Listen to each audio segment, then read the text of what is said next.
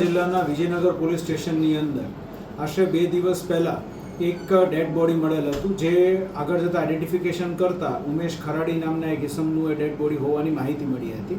અને એની ઉપરના જે ગળાના નિશાનો હતા, જે ઇન્જરીના એના, એ જોતાં શંકાસ્પદ લાગતું હતું, જેથી પોલીસ દ્વારા તાત્કાલિક આ બનાવની ગંભીરતાને ધ્યાનમાં રાખીને સ્થળ પર ડીવાયએસપી પીઆઈ દ્વારા વિઝિટ કરીને અને ફોરેન્સિક પેનલ પીએમ કરાવવામાં આવ્યું. અને ફોરેન્સિક પેનલ પીએમનો જે રિપોર્ટ આવ્યો તેના આધારે એવું નક્કી થયું કે આ કોઈ વ્યક્તિ દ્વારા આનું ગળું દબાવીને અને ત્યારબાદ ત્યાંથી મારીને અને ઢસડીને આની લાશ જે છે એ બીજી જગ્યાએ ફેરવવામાં આવી છે.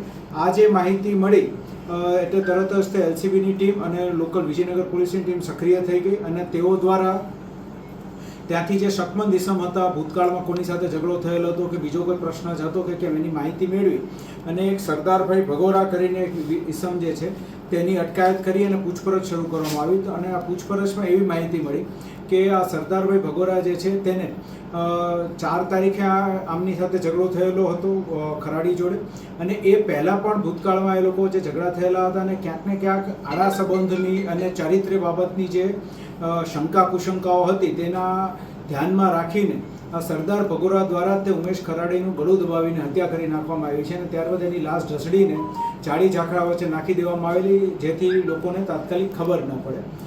પોલીસ દ્વારા ઉમેશ ખરાડીની હત્યા કરનાર સરદાર ભગોરાની અટકાયત કરવામાં આવી છે.